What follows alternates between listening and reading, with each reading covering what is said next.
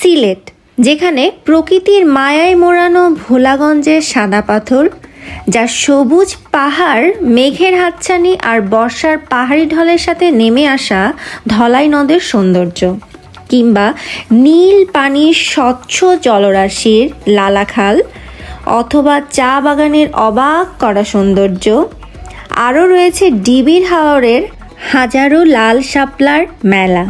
তার সাথে আরও আছে পাহাড় আর নদীর অপূর্ব সম্মিলন জাফলং, সাথে মেঘালয় রাজ্যের ডাউকি শহরের সৌন্দর্য।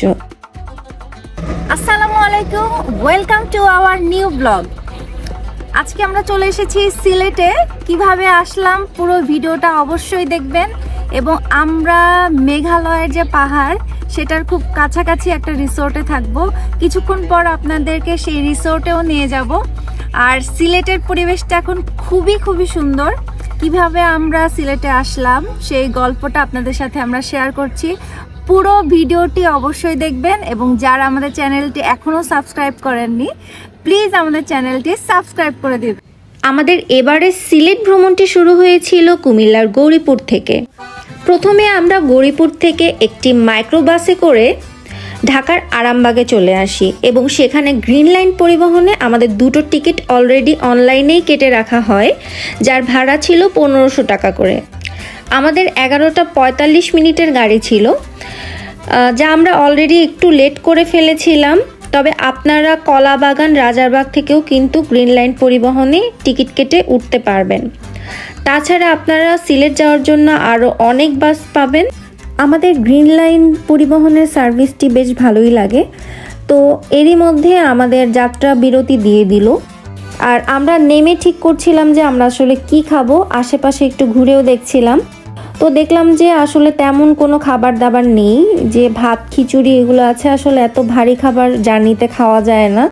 তো আমরা হালকা কিছুই খুঁজছিলাম।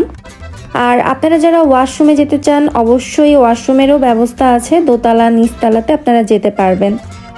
আর আমরা এখান থেকে কিছু বার্গার, স্যান্ডউইচ এগুলো কিনে নিয়েছিলাম। আর এরই মধ্যে আমাদের যাত্রা বিরতিও শেষ হয়ে গিয়েছিল।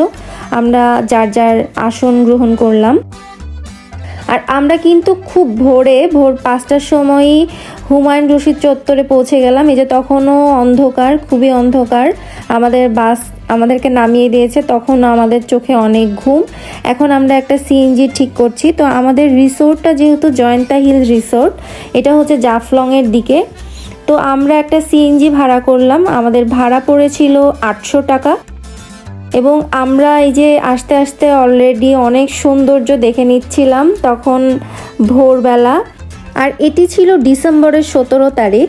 তো তখন সাধারণত অনেক বেশি কুয়াশা ছিল।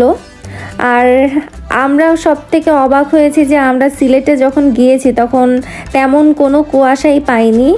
আমরা অনেক ঝলমলে রোদ পেয়েছি। এই যে তখন খুব সম্ভবত 6:30 বা 7টা বাজে, কিন্তু কোনো কুয়াশা নেই, ঝলমলে রোদ। এটা দেখে আমি আসলে খুবই খুশি হয়ে গেছি, আল্লাহকে অনেক শুকরিয়া আদায় করেছি। আর এই যে আমি কিছু ফুটেজ নিয়েছি, যে আসলে এত সুন্দর মানে জায়গা আমার দেখে এত ভালো লেগেছে যে আমি ভেবেছি জায়গাগুলোর একটু ছবি তুলি। আর এটা হচ্ছে শ্রীপুর চা বাগান, যেটার ভিডিও আমি পরে আপনাদের সাথে আবারও শেয়ার করব। এখানে আমি দেখলাম যে একরাশি মেঘ কিংবা কুয়াশা এসে মানে জমা হয়েছিল একটা চা বাগানের ভেতরে, যেটা আমার কাছে মানে অপূর্ব লেগেছে। এই জন্য আমি এই জায়গাটায় নেমেছিলাম। আমাদের সিএনজিটি আবারও চলা শুরু করলো। আর সুন্দর দৃশ্য দেখতে দেখতে আমরা আমাদের যে কাঙ্ক্ষিত রিসোর্ট জয়ন্তা হিল রিসোর্টে পৌঁছে গেলাম। আর এই রিসোর্টে থাকতে কত টাকা লেগেছে, কি সুবিধা পেয়েছি, এবং এই যে মেঘালয়ের এত সুন্দর পাহাড়ের সামনে রিসোর্টটি, মানে আমাদের রুম থেকে আমরা খুব সুন্দরভাবে এই মেঘালয় পাহাড়টি দেখতে পেয়েছি।